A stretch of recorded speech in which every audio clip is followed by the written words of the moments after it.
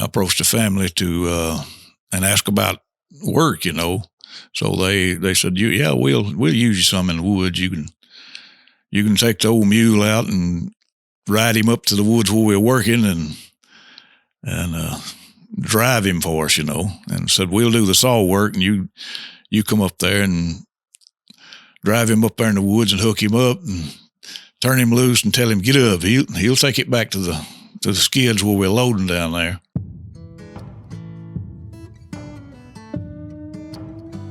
Hey everybody, welcome back to the Hayden, Alabama podcast. I'm Philip. I'm Shane. I'm Joey. George.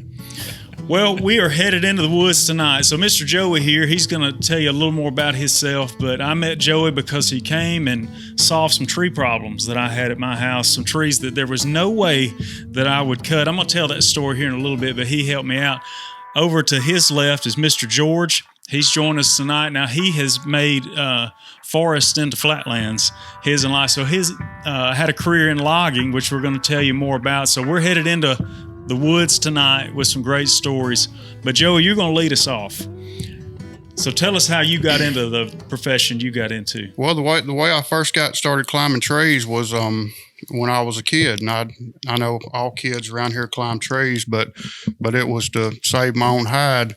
My granny used to get after us. I had a cousin that we stayed with her during the day, and my granny liked to give a whooping. She was the sweetest, best woman I've ever known in my life, but when she whooped you knew you'd been whooped. And a lot of times I'd jump off the back porch and I'd run up the con tree. So it was to save my own hide how I started climbing trees. And then later on, me and Granny would be sitting out there on the back porch, and she'd, how far you think you could get up in that pecan tree? And I remember being all the way in the top of it to where it was 4 or 5 inches around, and I was way up there. And she never acted afraid. She acted like it was just a normal thing, like that's what I ought to be doing. And then later on, my dad got into coon hunting when I was about 10 or 11 years old. And when you shoot a coon out of a tree, it's got some fight in it, but if you can get it out without it being shot, it fights a lot better. And and my daddy, without that 22 in his behind, right?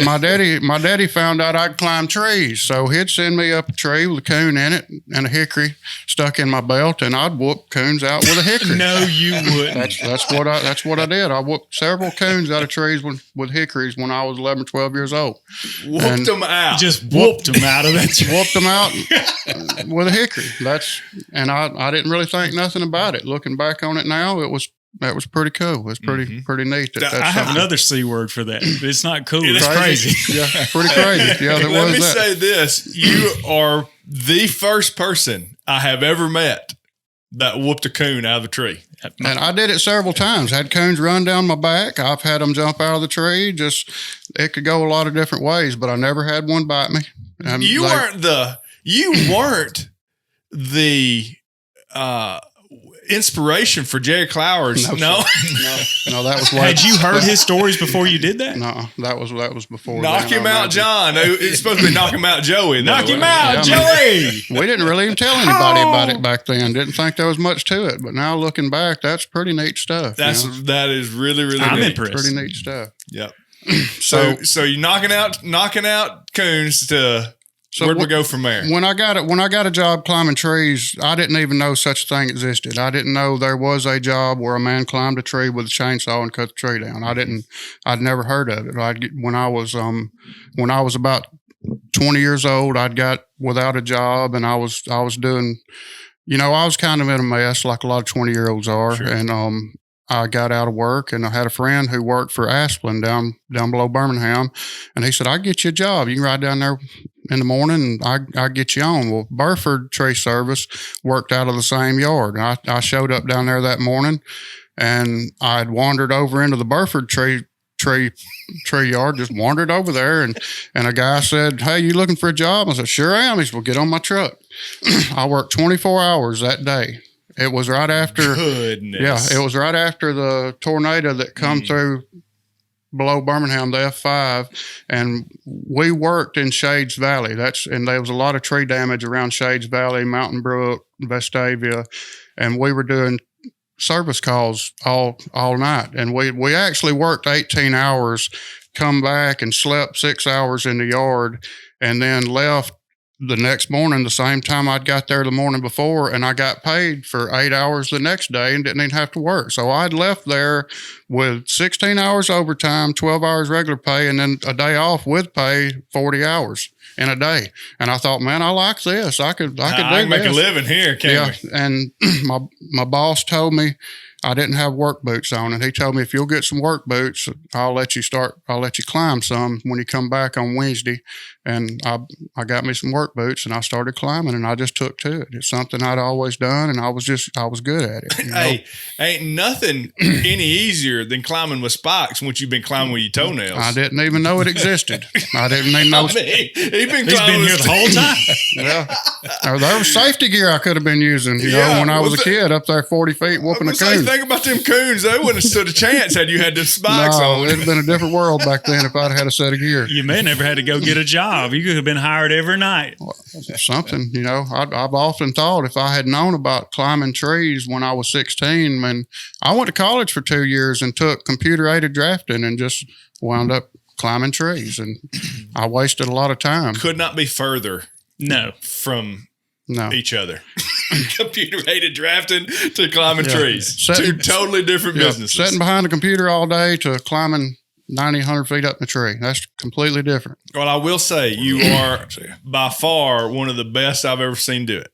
No, thank you. And I ain't never seen you now, Mr. George, but I never climbed no trees. You never well, climbed one tree and broke my back. And I quit that. That was good enough. Well, tell us about that. How did that go for you? How did you get on up there? And well, it's one Sunday afternoon. I just carried my family out walking around with me, you know, and just through the woods, you know, and there was a little hickory tree about so big around and real tall, you know, and I thought, well, I'll climb this thing and swing it over, show my kids what I used to do when I was a kid, you know, swinging through the trees. We played tree chase and stuff like that, you know. And I climbed up that thing and got up there and swung it over, and I had boots on it, and they were heavy, you know, and I swung down, you know, swinging down there. And, my boots so heavy I couldn't swing my feet back up there and get them up on the tree, you know. So here I'm hanging way up there about 15 foot, I guess, 12, 15 foot. I'm looking down there thinking, well, I can't get my feet back. I'm gonna have to drop, you know. I'm a little afraid of heights anyway, you know. So I went ahead and dropped, and I landed stiff, and it crushed one of those vertebrae in my back, you know. Messed myself up there on that deal. Messed myself up on that deal. That's called skinning a cat. That's skinning a cat. Skinning a cat. And is that where the song comes from? Alabama sings talking about bend it over, skinning cats. Is that? I would assume that's where it bending comes the tree from. over and skinning cats. I think so. I've sung it a million times, never thought about what it meant. He was going to teach his kids how to skin a cat that day, and that did not turn out well. It didn't turn out well for me. What did it feel like when you hit the ground? I mean, I know probably a million things are going through your head as you're falling. What did that feel like when you made impact? Well, it hurt, you know. It really hurt. I couldn't get up. I was laying there on the ground thinking, man, I broke my back or something. I told my wife, I said, you run back over and get my brothers and get in that old four-wheel drive and come over here and pick me up. And my two sons, one of them was about 3 and the other one about 5. And they was tussling around over on the ground. And I said, boys, now y'all going to have to quit. I'm going to whoop you. Like I could get up. Like you could get up. Right. I had to threaten them. And then here come my brothers over there and got me. And we rode out to the road and where the ambulance could pick me up. Carried me to Birmingham, the Veterans Administration, and I stayed down there in the hospital for a week. And then it was another 2 or 3 weeks of getting back to walking again, you know. I lived with my dad-in-law and mother-in-law, and I finally got where I could walk around on some crutches, you know, and just had to go from there. Are you in trouble? Well, we hope you're not, but just in case you are, we know a good lawyer. Whitney Island here in Hayden, Alabama has law services, or maybe if you're not from Hayden, I'm sure she'd be happy to hear from you. So check her out at islandlaw.com. We appreciate Whitney and her sponsoring the show. Now, Mr. George, that was a pretty serious injury, but Mr. Joey has he's endured a few more, maybe a little bit more serious than that. Well, I had a pretty good experience, or bad experience rather. Well, it was actually one of the best things that ever happened to me in my life when I was about 30 years old. And it was in the summertime, so my son was 1, and my life had kind of gotten a mess by that time. If you know anything about construction workers and tree service people, they're usually pretty rough folks, and there's a lot of danger and a lot of pain involved in it. So I guess that's part of the reason why. But I'd got in a pretty good mess with my life. I'd been out of church for a long time, and when my son was born, I'd realized that I was going to need to get my life straight for his sake, and I hadn't been able to do it. I'd had a rough time, but I was working for a fella in Aniana on the weekends, and we were cutting a tree at a place in Sand Valley, and the tree was 7.5 foot wide where I cut stump. It was a huge tree, and it was dead, and I had a limb fall off that tree, and I was strapped to it, and it jerked me out of the tree. And when that happened, I remember when I felt that jerk, I knew what was going on, and I felt that jerk, and I thought, well, here we go. And in my mind, I was dying. This is the end of Joey. This is the end of Joey Walker. Yes, sir. So and it's amazing I was 40 feet up in the tree. It's amazing what you can see as you're falling 40 feet. But the first thing I remember seeing is that house was a giant house, and it had a long asphalt driveway. It's crooked. It's S-shaped. And I seen an ambulance coming down. And I don't know if I was blacked out. I don't know if I was dreaming. I have no idea what was going on, but I seen this stuff. It happened. In real time. It was reality to me. Mm-hmm. So I seen the ambulance coming down the driveway, and I seen it back up there in the yard to that tree, and I seen them shove me up in the back of that ambulance in a body bag, and I was dead. And I remember thinking to myself that my son was going to know me for the stories that was told about me. He was 1 year old. He wasn't going to remember me. All he was going to know was the stories people told, and I hadn't had time to get my life right, and the Lord spoke to me right then and said, I won't catch you again. And it was as clear as me sitting here talking with y'all. The Lord said, I won't catch you again. And I opened my eyes. I come to right then, and I was, my feet was 6 feet off the ground. I was hanging there, and my rope had burned in two, but it had wrapped around me about 3 times. I looked like a candy cane where I had a rope burn all the way around me. And really, that's the only pain I had. And the man I was working for said, Joey, I've been doing this 42 years. You should be dead right now. And I said, what happened should have killed you. But I didn't. But I left there that day knowing, my life had an expiration date on it. I didn't know for how long I was going to make it, and I struggled. I knew I needed to get my life right, but I just couldn't make it happen. I was trying to do it myself. And I've heard a lot of people say, they'll go back to church or whatever when they get their life straight. Well, it probably you ain't never gonna get your life straight. I had to go back to church to get my life straight, and it took about 6 months. But after about 6 months, and the next time I heard the Lord speak to me, the next day I gave my life to the Lord that day, and the next day I went back to church and I got things right with the church. And I say, falling out of that tree was one of the best things that ever happened to me. It changed my life. Not that day, but it set me on a path, set in motion a series of events that did get my life changed. And if I had to do over 10 times, I'd fall out of that tree every time because it changed my life. It not only changed your life, it also changed your son's life and your wife's life and everyone else around you. It changed everything. The whole trajectory. Well, the day I give my life to the Lord, that's what actually made the change. Yeah. But tell us about that. I love to hear a testimony. Well, testify, brother. Me and my wife. It was about 6 months later, like I said, and we'd been struggling. We was in a mess, and she'd get things together, and I wouldn't. I'd get things together, and she wouldn't, and we just couldn't make it happen, And we'd gotten a fight, and she left. I watched her go out the driveway, and I know what it feels like when it's over, and it was over. I mean, we were done, and I watched her and my son leave. And we were doing a lot of things backwards and upside down at that time, but we tried to have that boy. When we worked for 6 months trying to have him, he was not an accident, and here he goes. And we had a life planned together. And at that moment, standing on that porch, that life was gone. I was never, what I had in my head was 2 days every other weekend. Yeah. That's what I'm fixing to get, and the Lord spoke to me again, standing on that porch right then, and said, "Here's your chance." 3 words. And I knew exactly what he meant. And that's the first time I had heard the Lord speak to me since I fell out of the tree. And a lot of people say the Lord won't speak to you in an audible voice. Well, I've heard him 3 or 4 times, so I know he can.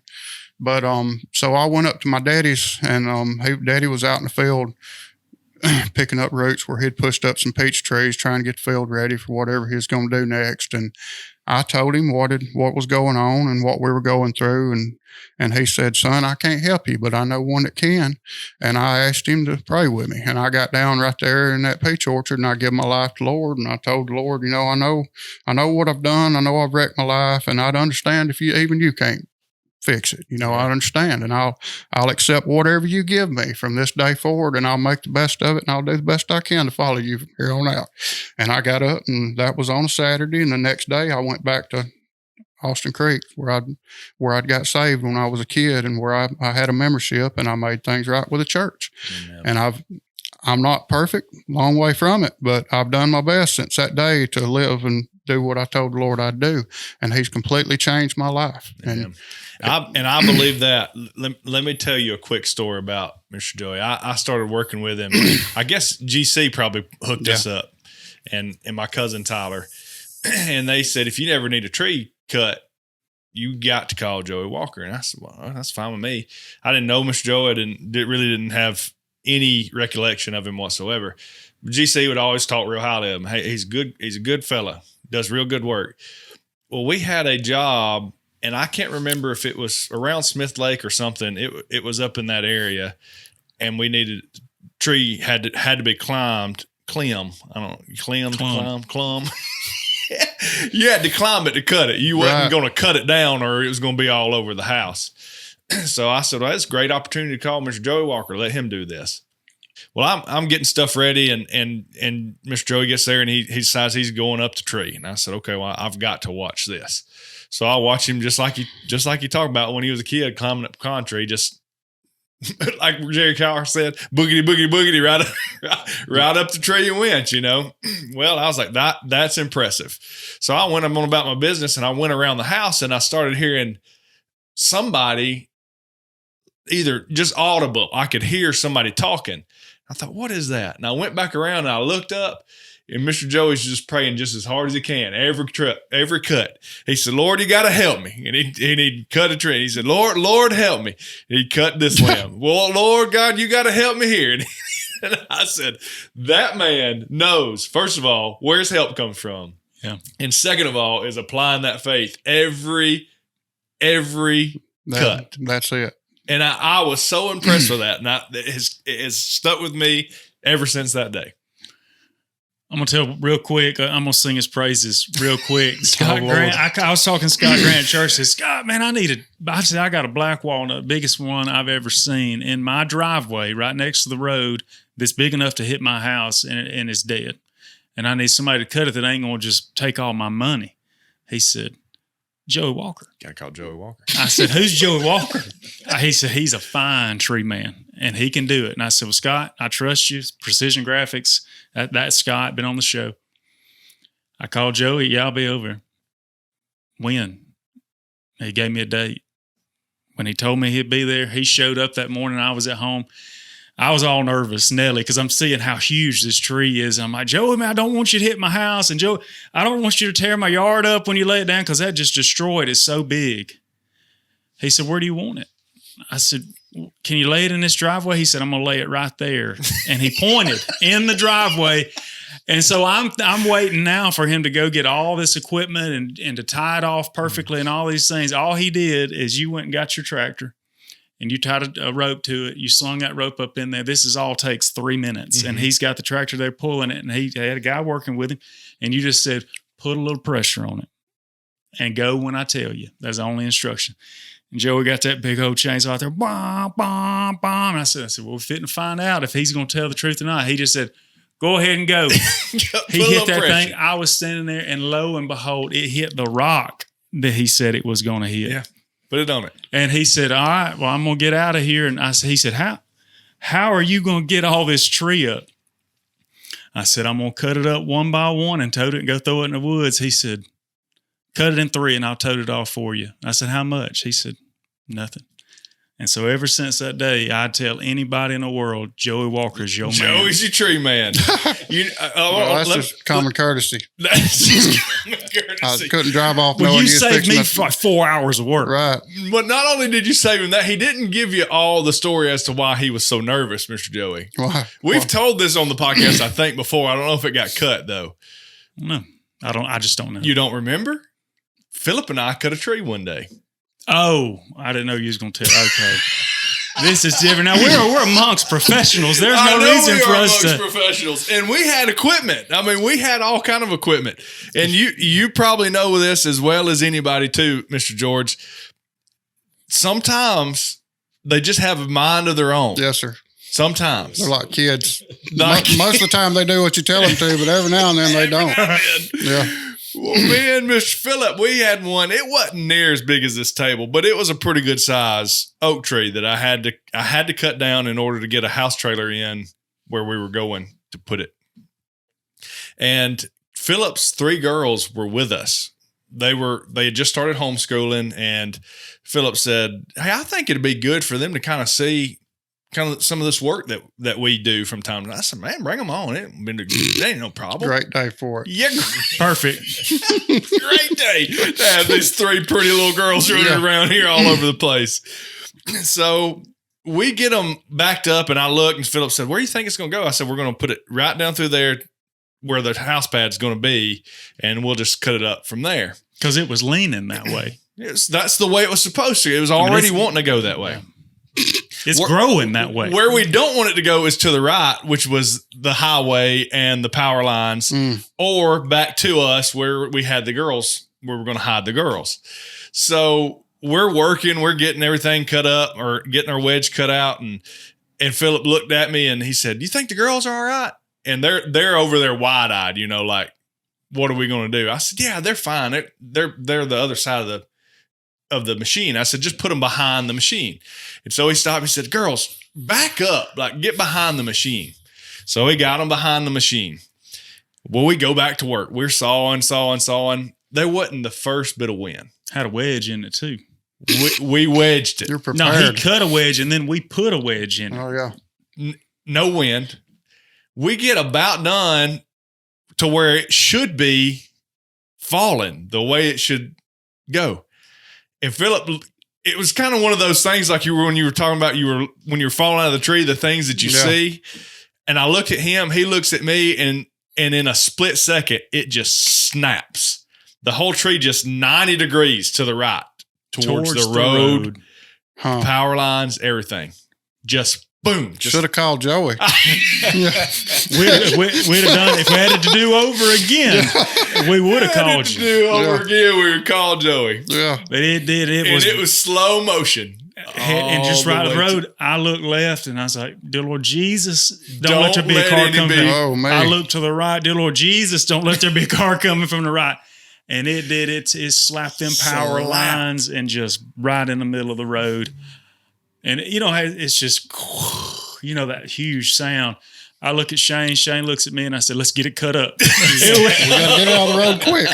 Get it out of the road. So he got it. I man. got the chainsaw and he got his skid steer, and we were.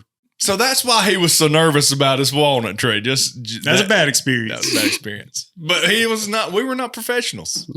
We've had some bad experiences. I worked for George cutting timber for him for a few years ago, and he often said he wished he had a good timber cutter because cutting trees in the woods, cutting timber is completely different than cutting trees around the house. It's just a different animal, He's trying to save logs. He makes money with logs, and I'm trying to keep the house from getting hit. That's where you make money. I don't care if the log busts. Don't care. No value in it to me. A lot of times, I wish I'd have hired a good tree cutter. And I said, "George, if you could have hired a good one, you wouldn't have hired. If you could have afforded to hire a good one, you wouldn't have hired me." That's what I always told him. Mr. George, you've been quiet. now that we've told a few stories, I hope you greased up a little bit. Let's have one of yours. I started out at cutting pulpwood and loading it by hand on the crossways on a truck. I started out with a $50 saw and a $100 truck.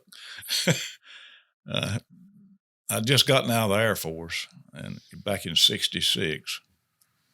And I had 3 younger brothers and my mother, and my dad's already dead. And we had to have some money coming in. And living out here in the country, there's not many jobs, you know. So pulpwood cutting was about all I could figure out would make a living at. So my brother-in-law had that old truck, and I bought it from him. And my friend had a chainsaw, one of those XL 12s. McCullough? No, Home-Alite. Home-Alite. Yeah. Loud thing, boy. That's why I can't hear nothing today is running those things, you know. And I started out with that truck, and I worked 2 years like that, and it hurt my back. I mean, that thing, I'd get sore in the back, you know. And I said, I got to do something. Get me a loader of some kind, you know. He was hand loading 4-foot logs that sometimes big around the car. He said that saw hurt my back. No, it wasn't the saw hurt. He was loading a truckload of 4-foot logs every day. I mean, he looks back. That's just his past. That's history. But to me, I'm not going on the first day. I'm not going out there knowing this is what I'm fixing to do today. I'm not doing it. And he did it for years. I've always heard there's one fella that you don't want to mess with if you ever come across them, and that's a pulpwooder, like a true pulpwooder. You don't want to cross them. I wasn't that bad now, boys. I was a pretty timid guy, you know, but that don't mean that if you got crossed, see, it don't.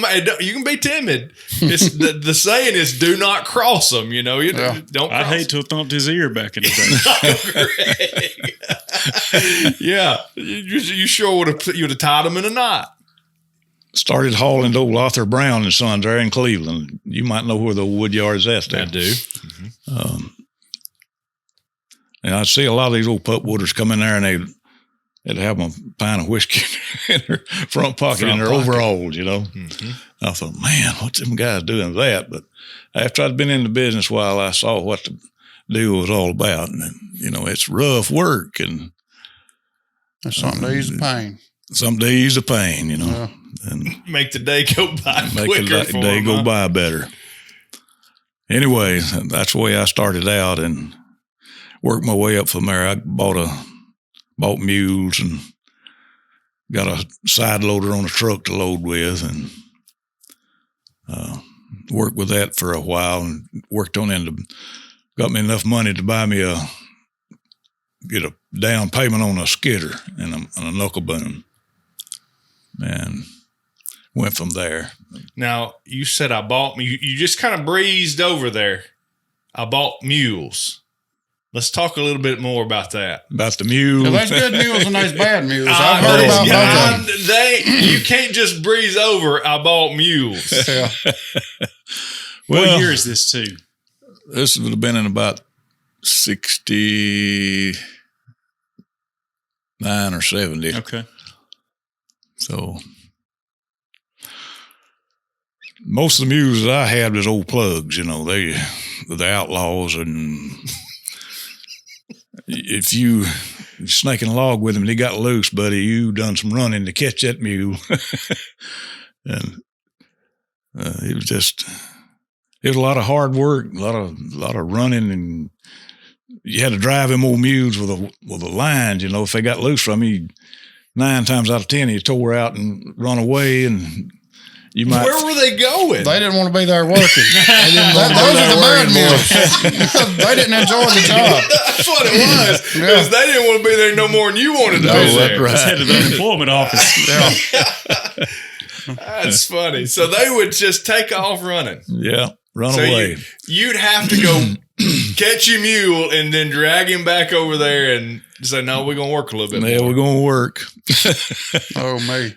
I had a friend that I was let him work with me in the woods some, you know. We kind of partnered up, and we'd bought an old gray mule, and that thing was aggravating. If you hooked it to a log, the first log we hooked it to, the thing tried to drag it over him, run sideways and drag the log over him. So it was trying to kill him. I think that was intentional. He didn't want to work anymore. It was intentional. That mule was smarter than that.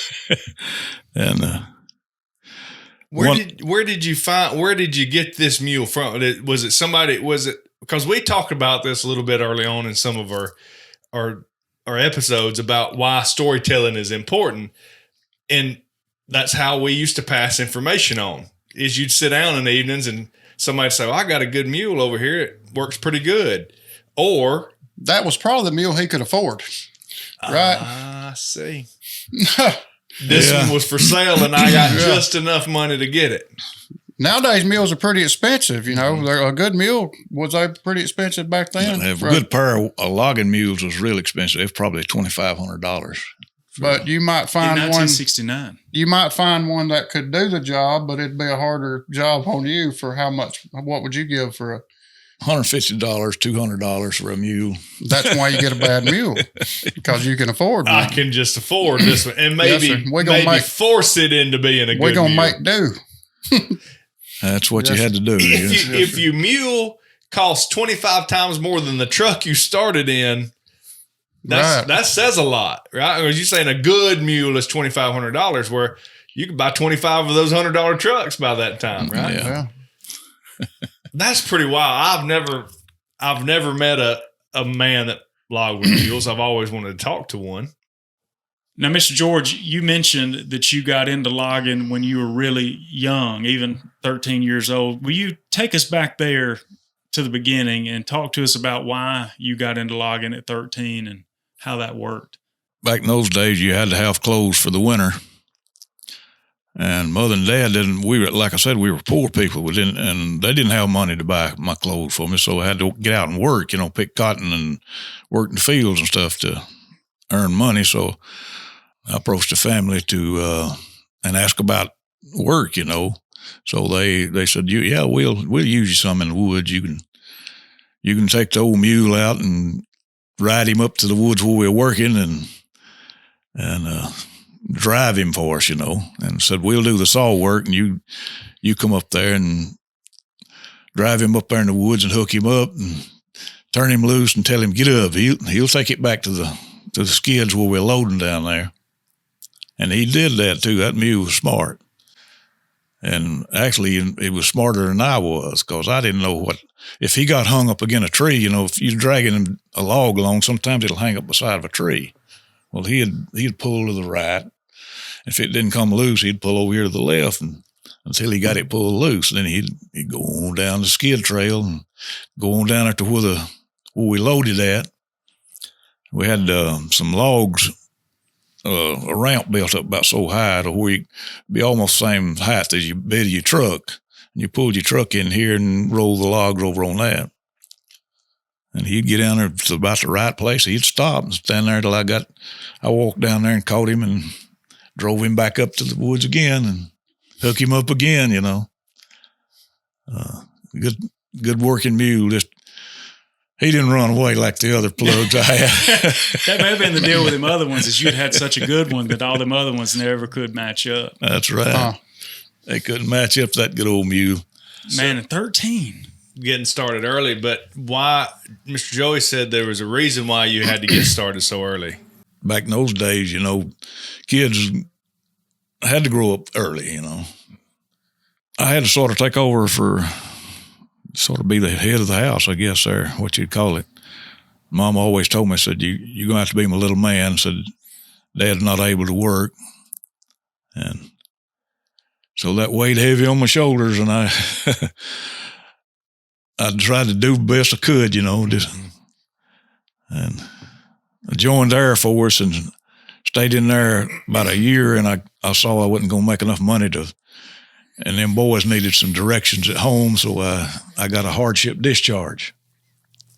And come back and bought that $100 truck and $50 saw and went to work hauling pulpwood. And I'd use them boys after school. When they get in from school, I'd round them up and carry them to help me load wood in the evenings like that. Yeah. That kept them out of trouble. That kept them out of a lot of trouble.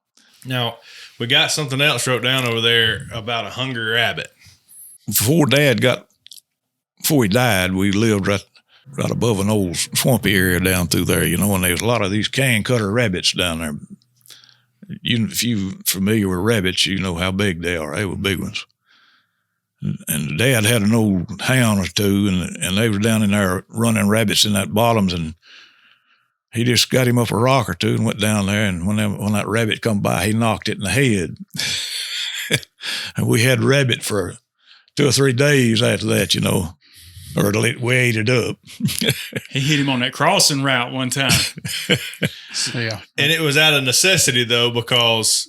Yeah, we didn't have a gun at that time. Well, I had a gun, but no shells for it, Couldn't afford the shell, so it's time to go out with a rock and get a meal. Yeah. That's things people these days hadn't been through. We've never experienced anything like that. We've always had food. It's just amazing how different things was.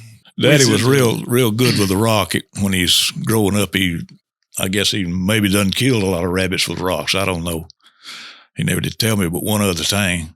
He said him and his cousin was walking down the road and said he seen this rabbit sitting on the side of the road there, and he said, I'm gonna knock that rabbit's one eye out and the other out on the stem. Wow, he told rabbit, and he done this what he said. One eye out and the other one on the stem. Yeah. That's the first time I've ever heard that.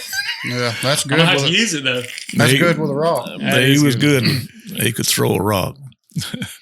We went to the Grand Canyon with Daniel and Blake when we were probably 13 and 14 years old. So we went to the Grand Canyon. We camped out. And In the Grand Canyon? No, sorry, Yellowstone. We did go to the Grand Canyon as well, but we were camping out in Yellowstone. Well, you know how we were, boys wide open, as hard as we could go. And they just set up camp and said, y'all get away. And so we were running all around, and we found these squirrels running around out there. Well, what are we going to do? If we found these squirrels, we didn't have nothing else to do. We was going to try to kill one right there in Yellowstone National Park with a rock. Oh, no. And we threw rocks at squirrels for hours. And we wasn't like your daddy. Those squirrels are still running around Yellowstone, and not a one of them's been hit by a rock yet by us. But, boy, we had a ball. I'm sure if the park ranger would have came out there, yeah, he'd it's have probably good for you. You didn't kill one out been in there. trouble. We probably would have been in trouble. Federal offense. That's what the old joke is. How do you kill a rabbit? With a rock. Well, how you kill a wabbit? With a wok. But how do you kill a tame wabbit? Tame way. I've never heard that. Yeah. That's I've heard that. You were better off before you heard it. I'll probably won't be telling that. Won't be telling that one. Okay. It didn't make the retail list, I don't think. Oh, man. But I give you credit. That was good. That was good. Now, We'll works. every now and then you'll see logs running down the railroad track on them cars. You said you had a story about logging and trains. We were cutting a track of timber down at Cordova.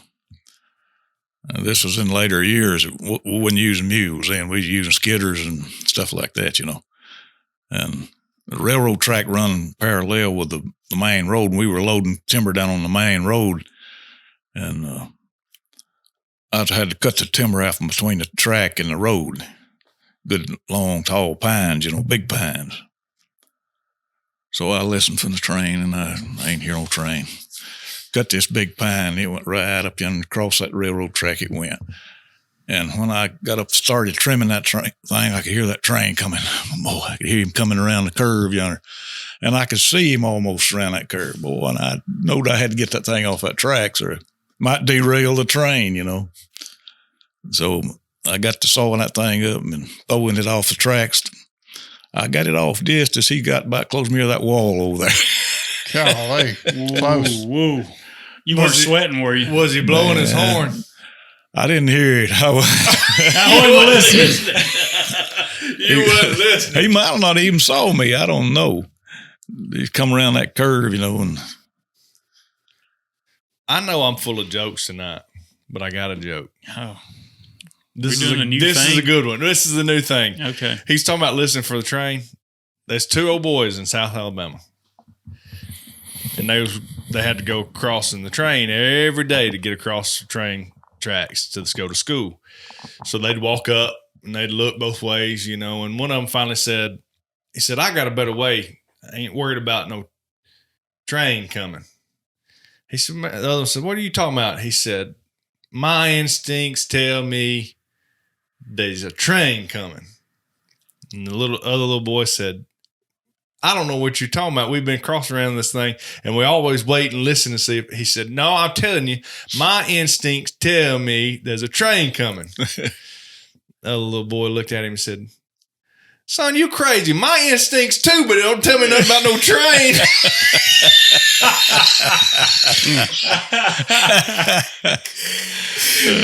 Oh, boy. I'll take a drink on here. Take your drink. I'm done with my jokes tonight. The railroad's pretty serious about their tracks, and we cleared right about that. We cleared railroad crossings when I worked for a company in Gardendale. That's what we did for about a year and a half. About as hard as I've ever worked was clearing those railroad crossings. But if you didn't know it, red means stop. And if you set a red gas can beside a train track, they will stop, and they're not happy when they get stopped, and it could cost you a whole lot of money the next time they get stopped. And we had a long conversation about that. Conversation. Yeah, we switched to blue gas cans. We didn't have a red gas can anymore after that. But I think they told my boss it would be $200,000 if that train stopped again. And I don't know why it might cost that much, but I think that's what they told him. And we bought new blue gas cans. We did not have a red gas can. Yeah. So they're pretty serious. $200K if you stop the train. Yeah, I think that's the number they said, and I don't understand why it would cost that much, but that instituted the blue gas can rule at where I worked. You know, we didn't have red gas cans anymore. Yeah. That is mind-blowing. But trains don't stop that easy. It's not easy for them to stop. You know, it's a pretty big deal, and it messes everything up when they stop when they're not supposed to. They're off schedule. Everybody's got to stop. Mm-hmm. Yep. 200,000. I think that's, and I got another $200,000 story. We had buried a skid steer. My foreman did right beside a train track down below Montgomery, and everywhere down there where there was a train track, there was a fiber optic line running beside it. And I was not working on that site. He had come got me, and we went back to motel room, and the next morning he said, "We got to run out here and try to get this skid steer out." And the guy that was over that section of train track was sitting there. He was waiting on us, and he said, Do you know how close you are to our fiber optic line?" He said, "Yeah, we knew we were pretty close. That's why we stopped." He said, "You're about 6 inches over it." And he told us that day, if you break that line, it'll cost you $200,000. That's what it cost. He said it was all the MCI and all the Sprint and part of the government phone lines went through that, being that close to Montgomery. And that was pretty serious thing. You can get in a big mess doing work. Mess. Well, it sounds like you do anything the railroad is going to cost you $200,000. Well, I need to write some policies like that. right You do off the anything bat. to fill a river, Well, you get. I mean, when you start hearing $200,000, you remember that. You know that sticks in your mind. That rings true right there. Yeah, 200,000. That's a lot. That was 20 years ago. Now I needed 5 pine trees cut. You'd already proven your worth with the black walnut, and I called you, and you came over. You and your son came over, and you were laying them down, and one after the other. Your son and I were standing there talking, and he said, "Did you hear about what Daddy did?" Really? What did he tell you? And I said, "No, I didn't hear. I said, your daddy's just a fine tree, man. I don't know. What did he do?" I'm gonna let you tell us. I got hurt a couple years ago. I was cutting a dead tree, and it as far as I know, it brushed a green tree beside it and knocked a limb out of it. It hit me in the head, and what I saw the tree going over, and everything happened just like it was supposed to happen. And the boy helping me that was pulling the tree over, because of a limited space, he couldn't get as far away from that tree as I would have liked for him to have been. And I was praying when I was cutting this tree, "Lord, please don't let anything." I thought, when dead trees hit the ground, they'll bust and just scattered, and I was afraid something would hit him. And I was praying, Lord, don't let anything hit this boy. And then I woke up the next day in Chattanooga in the hospital. How big was that limb? It was not a big limb, and it was 3 inches in diameter, 12 foot long. I've cut a lot bigger limbs, but it don't take much, I guess. It fell 35 feet, and I had a brain bleed and bones all around my skull broke. And that was a pretty amazing story. My wife sent a prayer thing out, had everybody praying, and she come to Chattanooga, and about 10 o'clock the next morning, it had been 26 hours. I woke up, I come to, and I had been talking. I talked to the guy that was working with me that day. He said I told him if he'd put me in a truck, I'd go home, I'd be okay. And he said, no, we ain't getting in the truck. He done called the ambulance to come get me. I went fishing with him today, matter of fact, and we talked about that. First time I really had to just talk about the whole deal with him. But anyway, so my wife said they took me to Aniana, and she said the whole time I was at Aniana, I just kept telling her I loved her. I said, I just want you to know I love you. I want you to know I love you. And after I'd said it several times, she asked me if I was okay. And I said, yeah, I'm going to be fine. And then I left on a helicopter going to, and I don't remember none of that. But I remember waking up, and I felt pretty good. I didn't know I was on morphine. I was not high. That helps. I just felt normal. That's just the best way I can explain it. I felt just like I do right now. So the first doctor that come in there, I said, I'm not telling you I'm going home, but if you'll let me, I would like to go home. And we did one more CT scan, and he said, Mr. Walker, everything's headed back in the right direction. And he said, if you can get up and you can walk to that bathroom right there, I'll let you go home. So I got up, and my wife said I staggered all over that hall bumping into stuff, but I made it to the bathroom and back, and they let me go home. Now, I was not well. I had no idea what the next few days what was gonna happen. And my wife was worried to death because she's not a nurse. She didn't know how she would be able to handle if something bad happened, and it scared her to death, but I made it through it. And that happened on November the 17th, 2 years ago. On December the 3rd, I climbed another tree. I cleaned up the tree that I was cutting the day I got hurt, and it was a little over 2 weeks. I went back to work. My wife told me that morning, you're stupid. You should not be doing this. And I said, well, I don't even know if I can do it. I don't know going forward for sure what life's going to be like. So I've got to at least try it. And I went to work, and I felt good about it. I cleaned that tree up, and then went and did another little job where I climbed a small tree. It took me about 15 minutes, and I just felt good. So I just kept going, and I just kept going. I remember hearing that report, and I thought, man, that's a bad deal. He's pretty hurt, Whoever's telling me was Joey, it hurt him pretty bad. Well, I run into him at Logan's like that afternoon, and I looked, and I thought, I just told me Joey was pretty bad off. So I went up to his truck. I said, man, did you get hit in the face? Somebody just told me you was in the hospital. He said, yeah, I feel fine. I said, man, hey. Well, that's why going back to that pulpwood story. So that is one man I will not ever want to tassel with. Things get around and they get blown out of proportion sometimes. And it was a serious thing that I went through, but it could have been a lot worse than it was. But there were so many people praying for me. I don't think I could have died if I'd have wanted to. Yeah. I think he had me, and like I said, they told me I'd be out of work 3 to 6 months. And I knew when they said that, you don't have any idea what you're talking about, I can't be out of work 3 to 6 months. I can't be out of work. I've got to go to work. That's amazing. Where did it actually hit? Where did it strike you? Well, now that's a crazy thing too. But so I was cutting a tree. I was following a tree, and the limb fell from directly above me to my left. The doctor told me that I had got hit on the right side of my head right here. And I'm thinking when there's no way. There was nothing there. I couldn't have, but that's what they thought.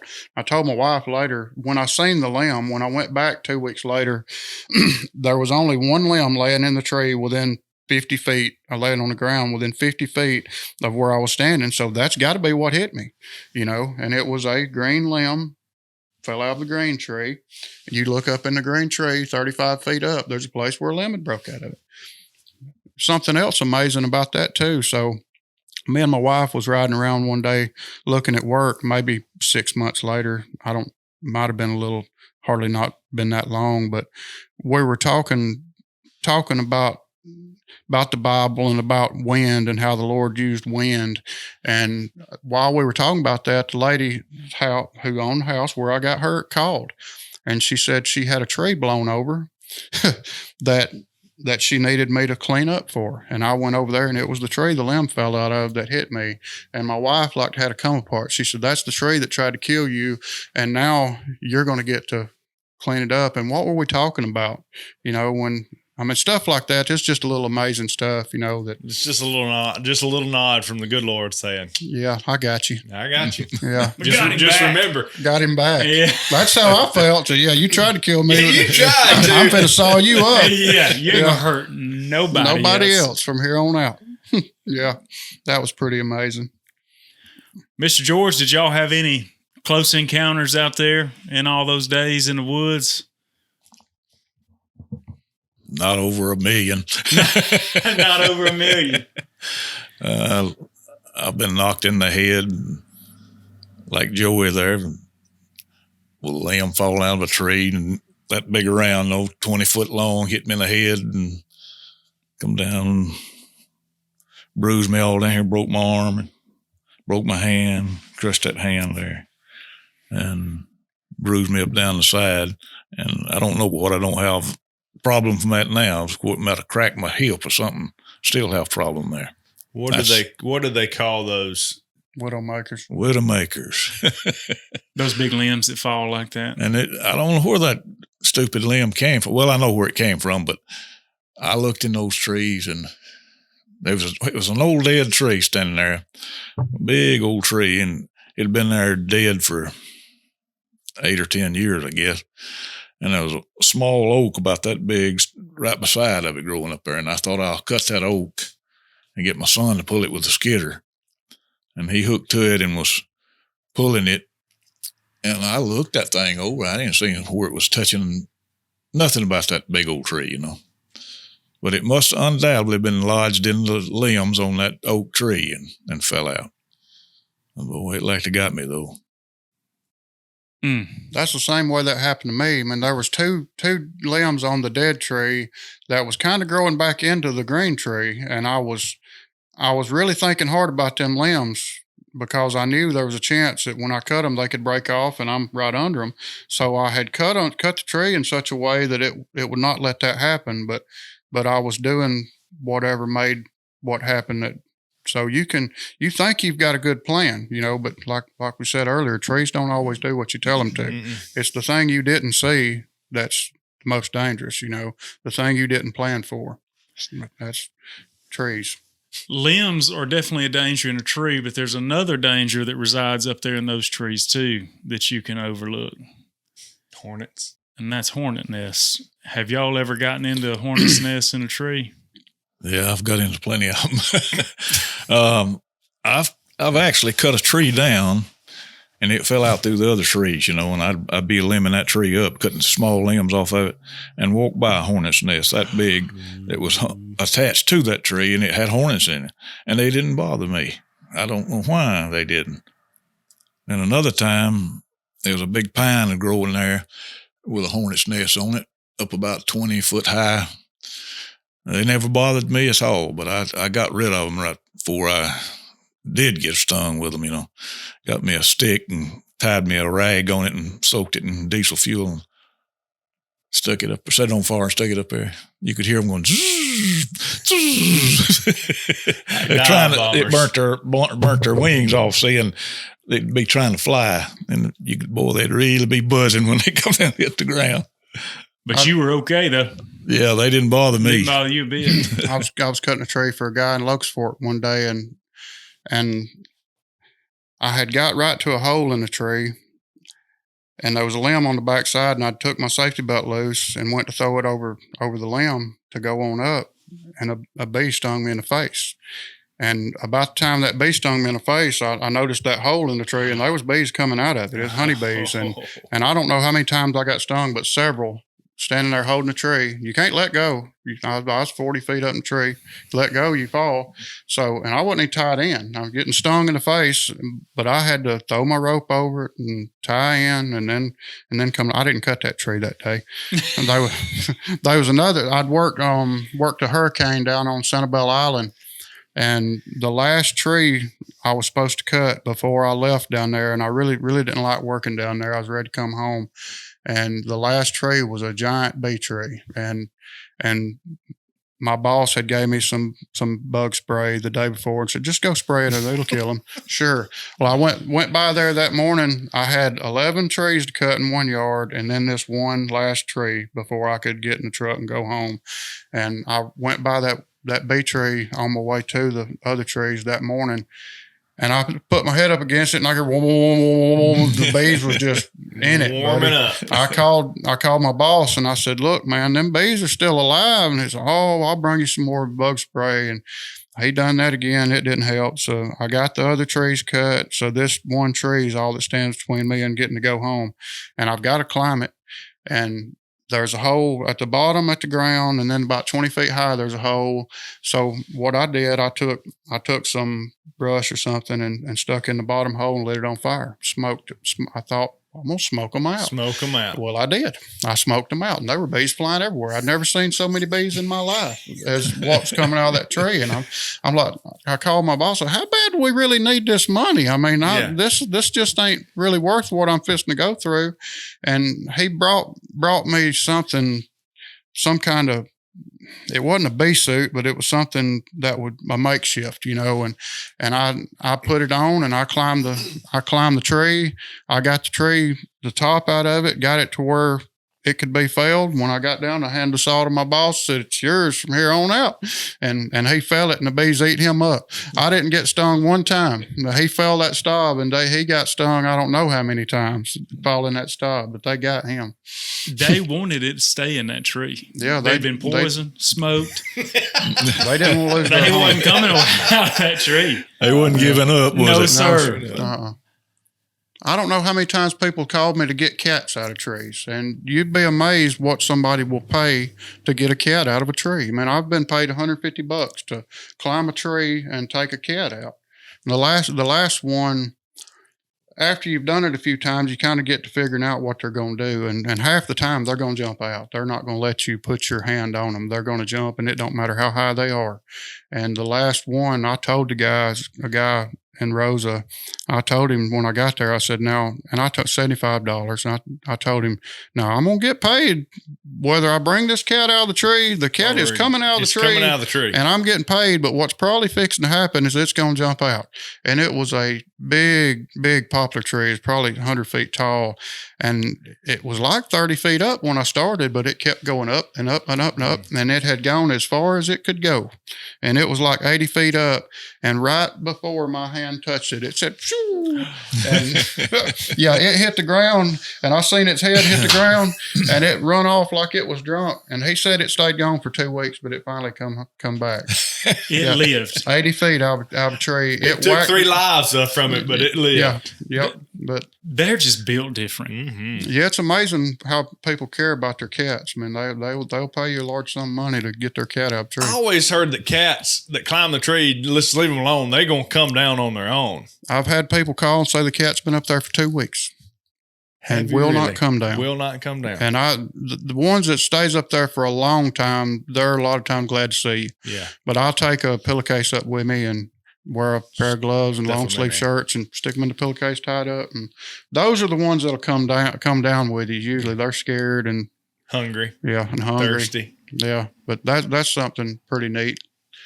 Well, I didn't know you was in the cat retrieving business. I hadn't done it in a while, but if Anyone somebody that called needs tomorrow, a cat gathered from a tree, Miss Lord Joey help. Walker's in the Don't business. do that. Yeah, we'll put the number down at the bottom of the screen and scroll that across. I was really glad people quit calling needing cats out of trees. Boy, I normally tag you in the Facebook post and say, hey, I need a tree cut. Hey, Joey Walker, I put your name and number. Now I'm going to be looking for Oh, I Lord. need my cat out of the tree. Yeah. Mr. Joey Walker. Now, around Hayden, it's typically we can't find my dog. Yeah. Yeah. Huh. Is this your dog? Are you in the dog finding No, business? I don't, Okay. I don't hunt dogs. There's a lot of room for that. There's a big I'd rather not opportunity. chase cats anymore, to be honest with you. Well, I'll try not to give you any more recommendations than I can stand. I've had all kinds of animals up in trees with me, coons and Black Panthers? squirrels. Listen, I've got a Black Panther story. Yeah, I knew somebody would. Mr. George, you got one too? You've been in the woods I enough. hadn't saw any of those in where I was logging at. I saw them down south of where. Whoa, here wait a right minute. now. We're going to get the story. Hold on. Okay. Joey, you tell your Black Panther I story. saw a Black Panther on Hog Mountain. If I don't lie, but I saw if there one. was Evan kind of got me, right? Evan had a witness and it was the same witness. yeah. And I was like, no. Now, Mr. Joey, I hold true to his word. Nothing against Evan. I was about Nothing against you. Evan, That's right. nothing against I was you. about 14. My grandpa had bought me a motorcycle, and I'd ride it and wreck it every way you could wreck one. And my mama lived in a single wide trailer, and I was at her house, and I'd gone around the trailer on that motorcycle, and there was like 20 foot of grass and then woods. And say 100 yards, maybe 150 back up in the woods, some people lived that had a lot of chickens. And I assume that's where it had come from. It had went and ate and was headed back home. Chick-fil-A.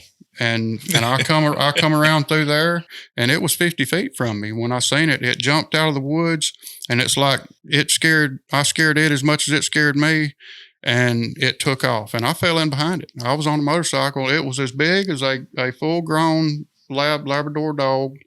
It was big. It well over 100 pounds, I'm sure, and had a tail 6 foot. Tail was as long as it was, and its tail was that big around. That's what I remember most of it. The shape of its tail was like a S shape, and it was that big around and round at the end. A dog's tail will be pointed at the end most of the time, but this thing had a giant tail, and I chased it probably 100, 150 yards that went in a pine thicket, and I couldn't keep up with it anymore. I was on a motorcycle. Yeah. I wasn't really worried about it attacking me. I was the aggressor. I was chasing it. But I've told that story a few times. But Let me tell you, you are the first one that has given me an account that I halfway believe, because it was Nothing against you, Evan. it was black. It was jet black. But it's because it was a continual, it wasn't just, I think I saw it. I mean, you were behind it. You were giving chase. I know what I saw. I believe you. I call me a nut, but I'm not a liar. I know what I saw. Call me a nut, but I'm not a liar. I'm not a liar. That's what I saw that day. And You've been through a lot, but that was before you'd been through a lot. Yeah, I was 14, and I didn't know, I didn't know there wasn't black cats. Nobody, I knew what I saw right then, That's wild. So, Mr. George, Tell us yours. Well, there's been several seen around here of those Black Panthers. yeah. My wife and her sister were over at the Marty's Mill over there, going up that road towards Welcome Church, and they saw a Black Panther out there in the pasture. And nobody believes them, but I do. So they're around here. where They have you just seen? very You've seen one as well. Well, I saw some down South Alabama. I'm not sure they were Black Panthers. They were either mountain lions or Black Panther one. Florida Panthers. Just see them, like you say, flash across the road, and you see their big long tail. I saw a couple of them down there. Me and my son seen I would think it'd be a mountain lion. It was a big cat, but this one was about the color of your walls. It was a tawny colored, but we were coming back from Gunnersville after dark, and we're right above Bluntsville, and there was a cow pasture with a hill leading up to the road, and it was standing right there on the side of that hill waiting on us to get past so it could cross the road. I know. I said, "Did you see that?" They said, "Yeah, Sure did. yeah, sure did." That doesn't lean itself to why you're covered in Cleveland Panther material, does it? No, not at all. Not at all. This is just what I wear because my kids go to Cleveland. That's just where they're from. Yeah. I got my buddy Brian, and did he ever tell you about when he saw one? I didn't want to tell y'all that. I know y'all are real interested in the Black Panther. It's just a running thing of the show. We didn't even mean to do it. But I don't really. People think you're a lunatic if you tell something like that. I mean, I'm meeting more and more people that have a story. My daddy worked in Pinson, and he was on his way to work one morning and saw a mountain lion on the side of the road dead. It was dead, and he stopped and looked at it, and he said, "Son, it was a mountain lion. I know it was." And he worked with a guy that he knew also come down that road every morning, and at lunch, he asked him about it, and asked him if he saw it, and he said, "Joe, I wasn't going to say nothing about it, but I got out and I tried to put it in the back of my truck, and I couldn't get it in the back of my truck." That's how big it was. And I've loaded deer myself that weighed 200 pounds right at it. And they're hard, but I could get it in the back of my truck. So that was a big cat if a grown man couldn't get it in the back of his truck. My daddy also is not a liar. He saw what he said he saw, Brian called me one night. It was late one night. And he was kind of out of breath. Like, you'll never guess what I just saw. I said, first of all, what are you doing? Well, I'm hauling hay. They was hauling hay, and they were trying to get it out of the field. It was late, trying to get it out of the field before rain, working. And he said, "Man, I was coming in with my last load, and a mountain lion jumped across the road." I said, "Brian," and I about hung up on it. I said, I'm going to sleep. I'm going to bed. Shane, I'm telling you, I'm as serious as I've ever been. That's what ran across the road. And I said, "Man, you're delusional. You're just tired." And Sasquatch wasn't chasing it. But he was as serious as I could not talk him out of seeing it. He said, "No, you make fun of me, tell him, whatever. I saw what I saw." Me and my stepbrother was riding down 7 Mile Road, and those two guys sitting in the front seat, and we were sitting in the back, and we saw a black bear running up a hill, and this was 25 years ago. So we was like, did we just see what we saw? But it was a giant butt, run up the hill. Mm-hmm. It was a bear. All we seen was the back end of it, but we knew what it was. So about 6 months ago, I went to 7 Mile Road about a quarter of a mile from where we saw that bear to cut a tree. And I asked the guy that lived there, I said, "Let me ask you something. I know this is weird, but y'all ever seen any black bears around here?" And he pulls his phone out. And he said, "Look at this." And had pictures of black bears right there. And I said, "Well, that, I feel better about it now because, but there's things around here that, and I don't know why you don't get a whole lot of pictures of them, but there's things around here that are here and people just don't see." Well, we've told some good stories. Let's do scripture time real quick. All right, this is Ephesians 1:19 through 23, or the second part of verse 19. It says, "These are in accordance with the working of the strength of his might, which he brought about in Christ when he raised him from the dead and seated him at his right hand in the heavenly places, far above all rule and authority and power and dominion and every name that is named, not only in this age, but also in the one to come. And he put all things in subjection under his feet and gave him his head over all things to the church, which is his body, the fullness of him who fills all in all." That's powerful. Yes, sir. And I think that oftentimes we don't think about how powerful God is. We just get to thinking about our power, and that's what we get focused on. But you have experienced God's power. Yes, you sir. gave a testimony to that tonight. So that was a in this room reminder of God's power. But what I want to say about this and how I use it on Sunday is, for those who have not believed, God has proven himself powerful. Yes, sir. And he has shown that, and primarily through his son, Jesus Christ, by not only a virgin birth, a perfect life, resurrection ascension, all for people to see just how powerful God is. God didn't just leave himself aside and say, well, you just got to believe in me. He told us we need to believe in him, but then he also showed how powerful he was and how worthy he was for us to believe in him.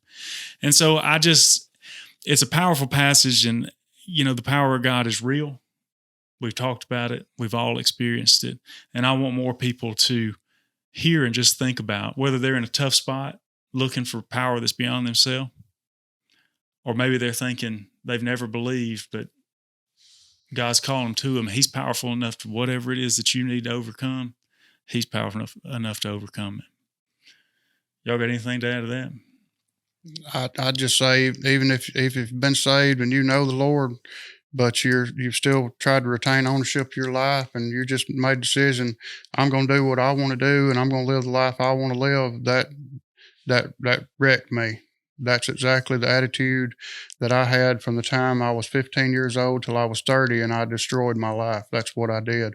And it took me falling out of a tree, and the Lord saying, I will not catch you again. And I knew he meant business. And then the second time I told y'all about, I give my life to the Lord.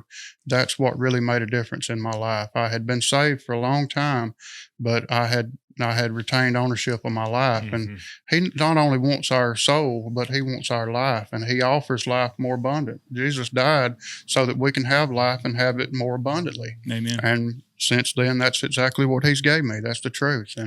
And I would recommend to anybody, just give your life to the Lord. If you found hard times and there's things going on you can't face on your own, give it to the Lord. He will take care of it. And he's proved himself to me every time I've depended on him, every time I've needed something from him. God has never let me down. He's the one thing in my life that I know that I can depend on, and I'd recommend him to anybody.